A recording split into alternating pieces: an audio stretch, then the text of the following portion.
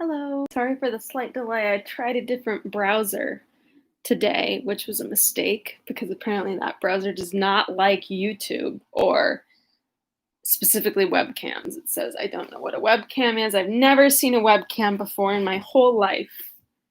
You stupid American. That's where we're at today. I have a little friend. This does not fit well. There she is. I am not sitting properly. Oh, look at her go. Do you want to leave? Are you going? What's happening? I'm just gonna little scooch back. Oh, come sit. Yes, come sit. Sit with me. So I'm gonna go real quick today because I have to be on another meeting at 3:30 because I am going to meet.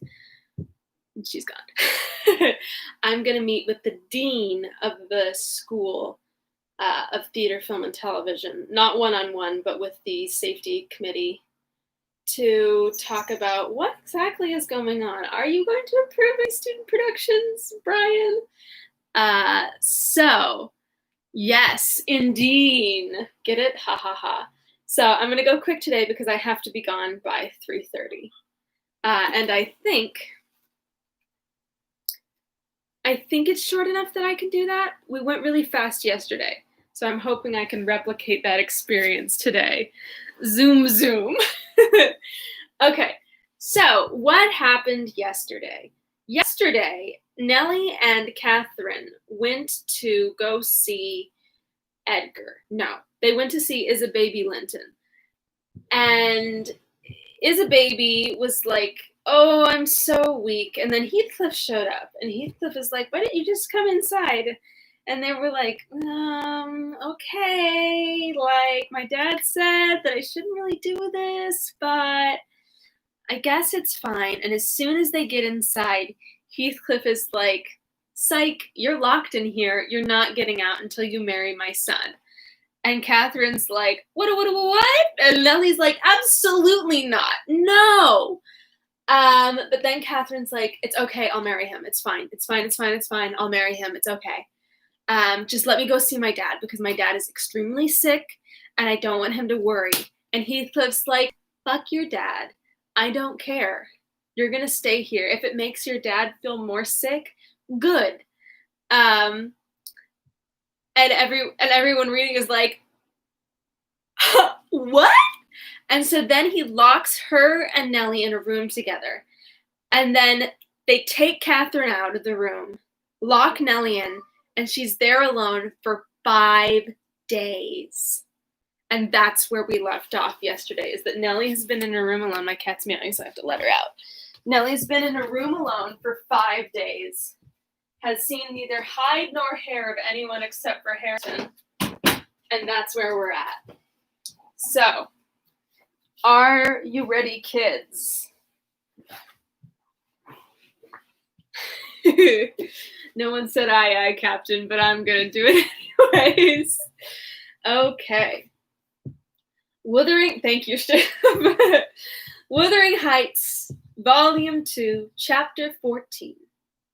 On the 5th morning, or rather afternoon, a different step approached, lighter and shorter. And this time, the person entered the room. It was Zilla, donned in her scarlet shawl with her black silk bonnet on her head and a willow basket swung to her arm. Eh, dear Miss Dean, she exclaimed. Well, there is talk about you at Gimmerton. I never thought, but you were sunk in the Black Horse Marsh and Missy with you, till Master told me that you'd been found and he'd lodged you here. What, you must have got on an island, sure. And how long were you in the hole? Did Master save you, Mrs. Dean? But you're not so thin. You've not been so poorly, have you? Your master is a true scoundrel, I replied, but he shall answer for it. He needn't have raised that tale. It shall all be laid bare. What do you mean? Asked Zilla. It is not his tale. They tell it in the village, about your being lost in the marsh, and I calls to Earnshaw when I come in.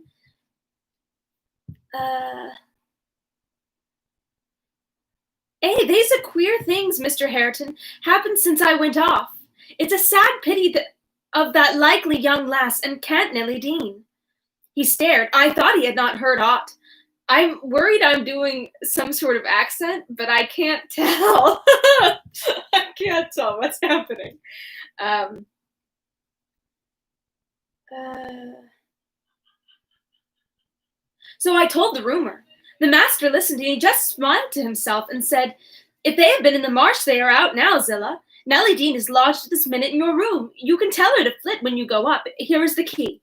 The bog water got her into her head, and she would have run home quite flighty, but I fixed her till she came round to her senses. You can bid her go to the Grange at once if she be able, and carry a message from me that her young lady will follow in time to attend the squire's funeral. "Mr. Edgar is not dead," I gasped. "Oh, Zilla. No, no, sit down, you, my good mistress. You're right sickly yet. He's not dead. Dr. Kenneth says he may last another day. I met him on the road and asked." Instead of sitting down, I snatched my outdoor things and hastened below, for the way was free. On entering the house, I looked about for someone to give information of Catherine. The place was filled with sunshine and the door stood wide open, but nobody seemed at hand. "Girl, you gotta run." As I hesitated whether to go off at once or return and seek my mistress, a slight cough drew my attention to the hearth. Linton lay on the settle, sole tenant, sucking a stick of sugar candy and pursuing my movements with apathetic eyes. "Where is Miss Catherine?" I demanded sternly, supposing I could frighten him into giving intelligence by catching him thus alone. He sucked on like an innocent. "Is she gone?" I said. "No," he replied. "She's upstairs. She's not to go. We won't let her." "You won't let her, little idiot!" I exclaimed. "Direct me to her room immediately, or I'll make you sing out sharply." God bless her. I am ready for Nellie Dean. "Papa would make you sing out if you attempted to get there," he answered. "He says I'm not to be soft with Catherine. She's my wife, and it's shameful that she should wish to leave me. He says she hates me and wants me to die, that she may have money, but she shan't have it, and that she shan't go home. She never shall. She may cry and be as sick as she pleases." He resumed his former occupation, closing his lids, as if he meant to drop asleep. "Master Heathcliff," I resumed, "have you forgotten all Catherine's kindness to you last winter, when you affirmed you loved her, when she brought you books and sung you songs, and came many a time through wind and snow to see you? She wept to miss one evening, because you would be disappointed, and you felt then that she was 100 times too good to you. And now you believe the lies your father tells, though you know he detests you both. And you join him against her. That's fine gratitude, is it not?" The corner of Linton's mouth fell, and he took the sugar candy from his lips. "Did she come to Wuthering Heights because she hated you?" I continued. "Think for yourself. As to your money, she does not even know that you will have any. And you say she's sick, and yet you leave her alone up there in a strange house. You, who have felt what it is to be so neglected. You could pity your own sufferings, and she pitied them too, but you won't pity hers. I shed tears, Master Heathcliff, you see, an elderly woman and a servant merely, and you, after pretending such affection and having reason to worship her, almost store every tear you have for yourself, and lie there quite at ease. Ah, you're a heartless, selfish boy." "I can't stay with her," he answered crossly. "I'll not stay by myself. She cries so I can't bear it, and she won't give over, though I say I'll call my father. I did call him once, and he threatened to strangle her if she was not quiet. But she began again the instant he left the room, moaning and grieving all night long, though I screamed for vexation that I couldn't sleep." "Yuck! Is Mr. Heathcliff out?" I inquired, perceiving that the wretched creature had no power to sympathize with his cousin's mental tortures. Nellie is about to kick down a door. "He's in the court," he replied, "talking to Dr. Kenneth, who says uncle is dying. Truly, at last. I'm glad, for I shall be master of the Grange after her. And Catherine always spoke of it as her house. It isn't hers. It's mine. Papa says everything she has is mine. All her nice books are mine. She offered to give me them, all her pretty birds and her pony Minnie, if I would get the key of our room and let her out. But I told her she had nothing to give. They were all mine, all mine. And then she cried and took a little picture from her neck and said I should have that, 2 pictures in a gold case. On one side her mother, on the other uncle, when they were young. That was yesterday. I said they were mine too. She tried to get them from her. The spiteful thing wouldn't let me. She pushed me off and hurt me. I shrieked out. That frightens her. She heard Papa coming, and she broke the hinges and divided the case and gave me her mother's portrait. The other she attempted to hide, but Papa asked what was the matter, and I explained it. He took the one I had away and ordered her to resign hers to me. She refused, and he struck her down and wrenched it off the chain and crushed it with his foot. And were you pleased to see her struck? I asked, having my designs in encouraging his talk. I winked, he answered. I winked to see my father strike a dog or a horse, he does it so hard. Can we just say that men are a plague? I know that pretty much everyone in this book are a plague, but like,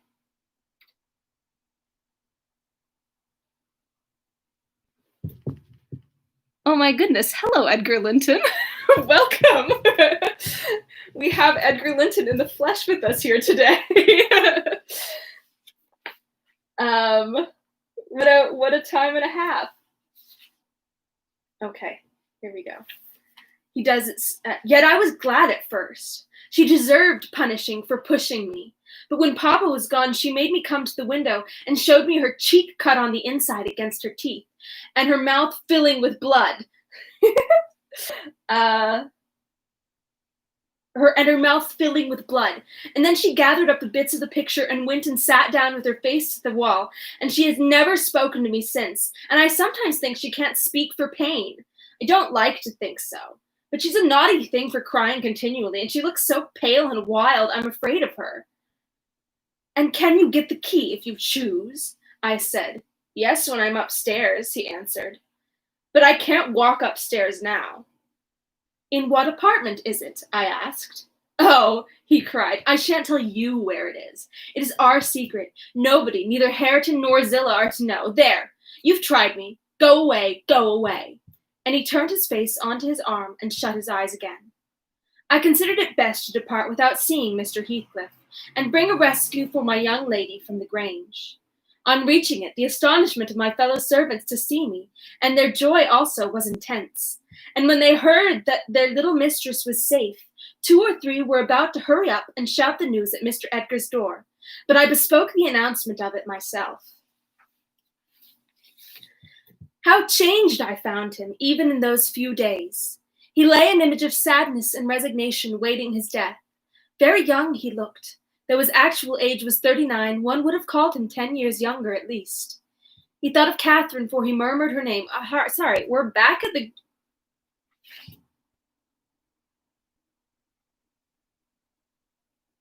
Did we just... Okay. We did. We left. We're back at the Grange. Okay. He thought of Catherine, for he murmured her name. I touched his hand and spoke. Catherine is coming, dear master, I whispered. She is alive and well, and will be here, I hope, tonight. I trembled at the first effects of this intelligence. He half rose up, looked eagerly round the apartment, and then sunk back into a swoon. As soon as he recovered, I related our compulsory visit and detention at the Heights. I said Heathcliff forced me to go in, which was not quite true. I uttered as little as possible against Linton, nor did I describe all his father's brutal conduct, my intentions being to add no bitterness, if I could help it, to his already overflowing cup. Okay, Nellie, why are you doing this again? She's doing the thing. I'm going to turn this light on. She's doing the thing where she sells it way higher than what it is. Maybe Edgar could do something and get the police in. I don't know. Are the police do we want the police? I mean, I don't know. What are they? The constables? What's the mid-century English version of the police? Somebody needs a higher authority. Clearly needs to be involved here because these people cannot handle themselves. He divined that one of his enemy's purposes was to secure the personal property as well as the estate to his son, or rather himself. Yet why he did not wait till his decease was a puzzle to my master, because ignorant how nearly he and his nephew would quit the world together. However, he felt his will had better be altered. Instead of leaving Catherine's fortune, oh God, Okay, instead of leaving Catherine's fortune at her own disposal, he determined to put it in the hands of trustees, for her use during life and for her children, if she had any after her. By that means, it could not fall to Mr. Heathcliff should Linton die. Chef's kiss. We love to hear it. Having received his orders, I dispatched a man to fetch the attorney and 4 more, provided with serviceable weapons to demand my young lady of her jailer. Both parties were delayed very late. The single servant returned first. He said Mr. Green, the lawyer, was out when he arrived at his house, and he had to wait 2 hours for his re-entrance. And then Mr. Green told him he had little business in the village that must be done, but he would be at Thrushcross Grange before morning. Oh my God, what if he dies before then? The 4 men came back unaccompanied also. They brought word that Catherine was ill, too ill to quit her room, and Mr. Heathcliff would not suffer them to see her. Oh, no! I scolded the stupid fellows well for listening to that tale, which I would not carry to my master, resolving to take a whole bevy up to the heights at daylight and storm it, literally, unless the prisoner were quietly surrendered to us. Yes, Nellie. Will she follow through? What kind of business, sir? Her father shall see her, I vowed, and vowed again, if that devil be killed on his own doorstones in trying to prevent it. Nellie is going to brain this man with a rock. Happily, I was spared the journey and the trouble. Oh, nuts. I was really looking forward to that part. I had gone downstairs at 3 o'clock to fetch a jug of water, and was passing through the hall with it in my hand, when a sharp knock at the front door made me jump. Oh, it is Green, I said, recollecting myself. Only Green. And I went on, intending to send somebody else to open it. But the knock was repeated, not loud, but still importunately. I put the jug on the banister and hastened to admit him myself. The harvest moon shone clear outside. It was not the attorney. My own sweet little mistress sprung on my neck, sobbing. Ellen, is Papa alive? Yes, I cried. Yes, my angel, he is. God be thanked, you are safe with us again. She wanted to run, breathless as she was, upstairs to Mr. Linton's room, but I compelled her to sit down on a chair and made her drink and washed her pale face. Why? Just let her go see her father. And washed her pale face, chafing it into a faint color with my apron. Then I said I must go first and tell of her arrival, imploring her to stay, should she be happy with imploring her to say she should be happy with young Heathcliff. She stared, but soon comprehending why I counseled her to utter the falsehood, she assured me she would not complain. I couldn't abide to be present at their meeting. I stood outside. A new development for Nellie Dean. I stood outside the chamber door a quarter of an hour, and hardly ventured near the bed then. All was composed, however. Catherine's despair was as silent as her father's joy. She supported him calmly in appearance, and he fixed on her features his raised eyes that seemed dilating with ecstasy. He died blissfully, Mr. Lockwood. He died so. Kissing her cheek, he muttered, I'm going to her, and you, darling child, shall come to us. And never stirred or spoke again, but continued that rapt, radiant gaze till his pulse imperceptibly stopped and his soul departed. None could have noticed the exact minute of his death, it was so entirely without a struggle. Whether Catherine had spent her tears, or whether the grief were too weighty to let them flow, she sat there dry-eyed till the sun rose. She sat till noon, and would have still remained brooding over that deathbed, but I insisted on her coming away and taking some repose. It was as well I succeeded in removing her, for at dinner time appeared the lawyer, having called at Wuthering Heights to get his instructions how to behave. He had sold himself to Mr. Heathcliff, and that was the cause of his delay in obeying my master's summons. Fortunately, no thought of worldly affairs crossed the latter's mind to disturb him after his daughter's arrival. Mr. Green took upon himself to order everything and everybody about the place. He gave all the servants but me notice to quit. He would have carried his delegated authority to the point of insisting Edgar Linton should not be buried beside his wife, but in the chapel with his family. There was the will, however, to hinder that, and my loud protestations against any infringement of its directions. The funeral was hurried over. Catherine, Mrs. Linton Heathcliff, now, was suffered to stay at the Grange till her father's corpse had quitted it. She told me that her anguish had at last spurred Linton to incur the risk of liberating her. She heard the men I sent disputing at the door, and she gathered the sense of Heathcliff's answer. It drove her desperate. Linton, who had been conveyed up to the little parlour soon after I left, was terrified into fetching the key before his father reascended. God. He had the cunning to unlock and relock the door without shuttering it. But when he should have gone to bed, she begged to sleep with Hareton, and his petition— What? Oh my God, there we go. Okay. He had the cunning to unlock and relock the door without shutting it. And when he should have gone to bed, he begged to sleep with Hareton, and his petition was granted for once. Catherine stole out before break of day. She dared not try the doors, lest the dogs should raise alarm. She visited the empty chambers and examined their windows, and luckily, lighting on her mother's, oh my God, she got easily out of its lattice and onto the grounds by means of the fir tree close by. Her accomplice suffered for his share in the escape, notwithstanding his timid contrivances. And that's the end of the chapter. Wow. What's gonna happen tomorrow? I don't know, but we're gonna find out. Okay, well, I'm gonna log off right quick this time. No funny business, because I gotta go and yell at the dean. I'm probably not gonna yell at the dean. The dean will probably be spared. The dean will probably be spared my wrath today, but we'll see in the future how it goes. I